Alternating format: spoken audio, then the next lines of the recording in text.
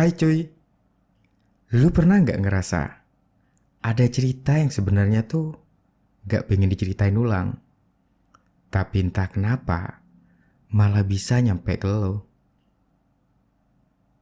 Ya kayak bukan karena lo yang nyari ceritanya ya, tapi karena ceritanya yang nyamperin lo.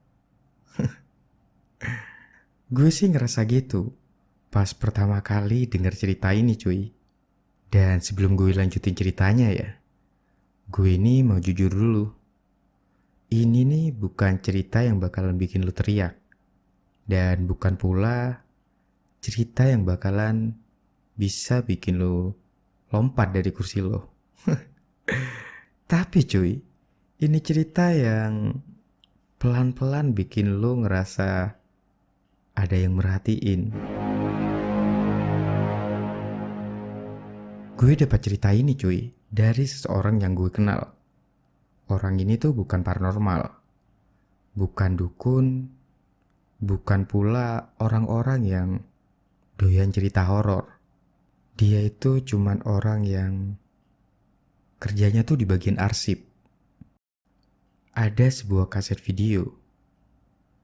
Videonya tuh rekaman lama dan merupakan dokumentasi yang harusnya udah dilupain.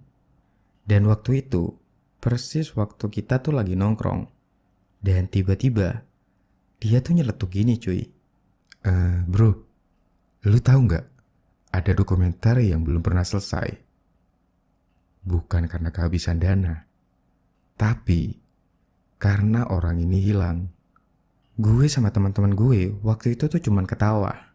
Ya mungkin gue sama teman-teman gue sih mikirnya, lebay nih orang. Sampai akhirnya dia itu bilang gini, lu semua boleh ketawa, tapi asal lu semua tahu, dokumenter ini yang bikin aneh. Rekamannya itu bukan laporan, tapi kayak pesan. Dan sejak kalimat terakhirnya itu cuy, gue pun mulai dengerin. Dan menurut dia cuy, rekaman videonya tuh gak ada yang aneh. Awalnya terdengar suara orang narik nafas. Terus terdengar suara seorang pria. Datar, tenang. Dan ngomongnya tuh kayak orang yang udah biasa kerja di lapangan cuy. Dan menurut kenalan gue ini cuy, seseorang di video itu, dia itu seorang jurnalis, dokumentaris, tipikal orang yang percaya sama satu hal. Kamera itu gak pernah bohong. Dan jujur aja ya cuy, menurut gue, orang kayak gini ini bukan jadi korban yang pertama.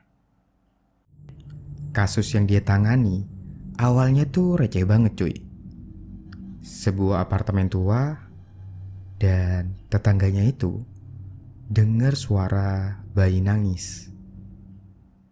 Lu tahu kan, kalau ada kasus yang masuk grup WhatsApp komplek, paling jawabannya, alah paling kucing. Tapi cuy, si jurnalis ini, dia itu tetap memutuskan untuk datang. Bukan buat nyari hantu, tapi buat nyari fakta. Dan disinilah cuy, yang bikin cerita ini mulai belok dikit. Karena kamera dia ngerekam sesuatu yang dia sendiri gak sadar pas kejadian. Suara tangisan itu bukan hal yang random. bukan yang chaos biasa gitu. Jadi semacam ada ritme lah. Lebih tepatnya kayak sesuatu yang lagi ngulang. Dan itu muncul lagi di tempat lain cuy. Kasus lain, lokasinya lain, dan waktu yang berbeda. Tapi cuy, tangisan yang polanya tuh masih sama. Dan di titik ini cuy, gue sih masih santai dengerinnya ya. Ya karena jujur aja, kalau cuman suara sih menurut gue itu masih bisa dibilang kebetulan. Tapi terus muncul satu hal kecil yang harusnya tuh gak penting, tapi diulang terus. Satu nama yang muncul di catatan lama, di arsip berita, di wawancara saksi. Nama yang gak pernah bisa dijelasin. Namanya Kagu Taba. Dan setiap kali nama itu muncul, selalu ada anak kecil di sekitarnya. Bukan kerasukan yang teriak-teriak, bukan mata yang melotot, bukan pula gaya film horor. Jadi si anak kecil tuh cuman kosong. Jadi kayak ada yang dicabut dari dalam. Dan di titik ini cuy, jujur, gue tuh mulai gak nyaman cuy. Bukannya takut, tapi ngerasa gak nyaman aja. Ya karena anak kecil itu, yang lu bayangin aja, anak kecil masih polos dan tiba-tiba kosong aja. Kebayang kan? Dan coba deh kalau lu mikir jadi dikit, kalau ada sesuatu yang butuh wadah, pastinya anak kecil itu pilihan yang paling gampang. Akhirnya cuy, kata kenalan gue itu, si jurnalis ini mulai gali lebih dalam. Dan makin dia gali, makin kelihatan kalau ini tuh bukan cuman satu kasus. Ini tuh lebih mirip jaringan kejadian kecil yang selama ini dianggap cuman kebetulan sama orang-orang sekitar.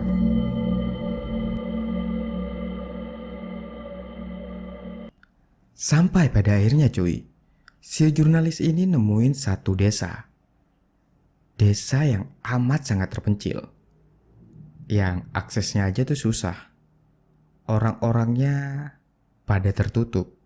Dan di titik ini cuy, bikin suasana ceritanya tuh berubah total. Karena di desa itu ada ritual.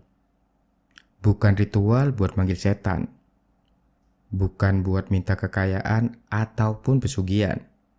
Tapi ritual ini tuh buat ngurung sesuatu.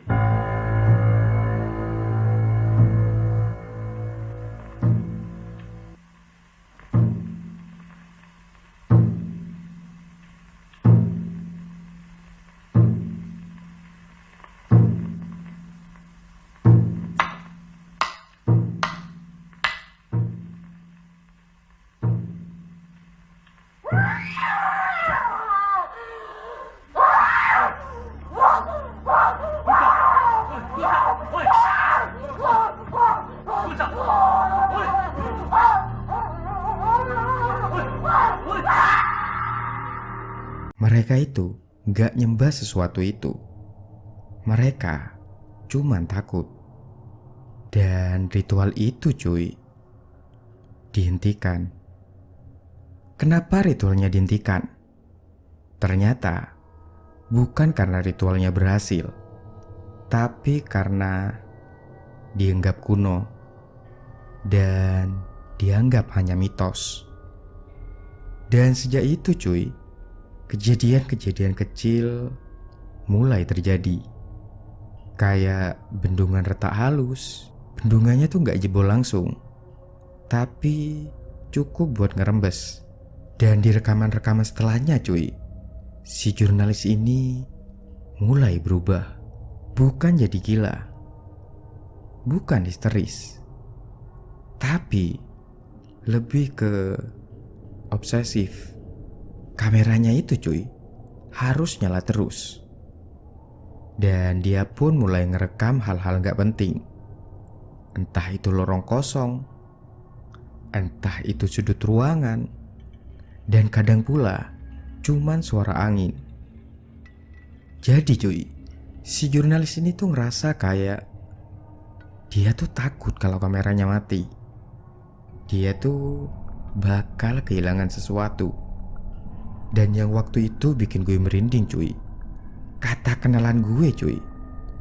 Beberapa hal aneh itu baru kelihatan pas rekamannya itu diputar ulang. Ada sosok bayangan di sudut, ada suara nafas tambahan selain si jurnalis, dan ada simbol yang gak dia sadari pas kejadian. Jadi cuy, kayak kameranya itu lebih tahu daripada si jurnalis itu. Dan kalau lu sadar cuy, pelan-pelan tuh ceritanya nih geser. Bukan lagi soal hantu, bukan lagi soal kutukan yang klise, tapi cuy, ini tuh soal pola. Dari nama yang terus berulang, suara yang ritmenya sama, orang-orang tuh yang gak saling kenal, tapi ngalamin hal yang mirip sekali. Dan di titik itu cuy, si jurnalis ini sadar satu hal.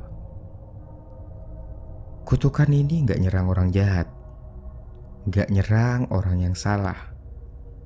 Tapi cuy, kutukan itu nyerang orang yang ngeliat terlalu jauh.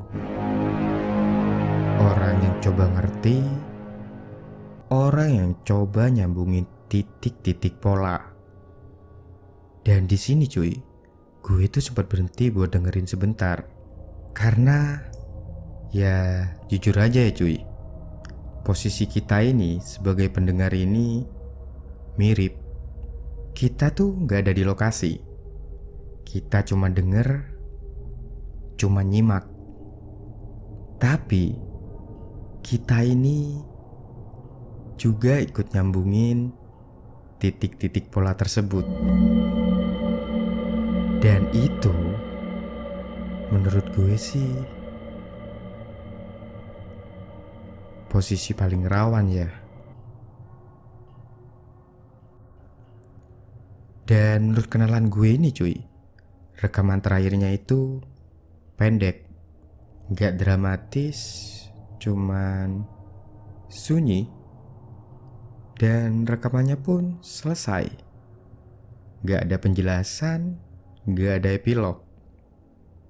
Dan kata si kenalan gue ini cuy, si orang yang bagian arsip ini, dia itu cuman bilang satu hal ke gue.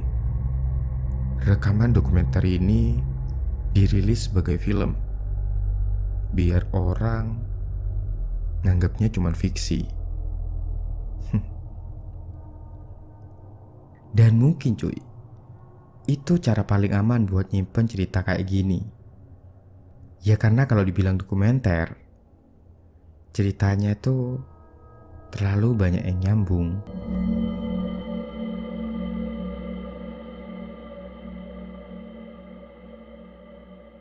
Yap, cerita barusan cuy adalah cerita dari film Noroi The Curse tahun 2005. Buat kalian yang udah nonton, menurut kalian ini film semacam found footage atau dokumenter beneran? Tulis-tulis di kolom komentar ya. Dan buat kalian yang belum nonton, buruan deh, lo wajib nonton ini. Setelah ini cuy, setelah lo dengar cerita barusan, jangan langsung mikir yang aneh-aneh ya. Cuman satu hal aja, perhatiin pola. Hal kecil yang berulang, nama atau petunjuk yang muncul di tempat yang gak masuk akal. Karena di cerita tadi cuy, kutukannya tuh gak kayak kutukan-kutukan biasanya. Tapi dia itu nunggu lo nyadar sendiri.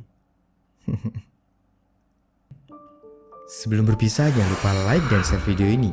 Dan jangan lupa juga klik tombol subscribe dan lonceng notifikasinya agar tidak ketinggalan video-video selanjutnya. Gue Mo, see you next time and peace out.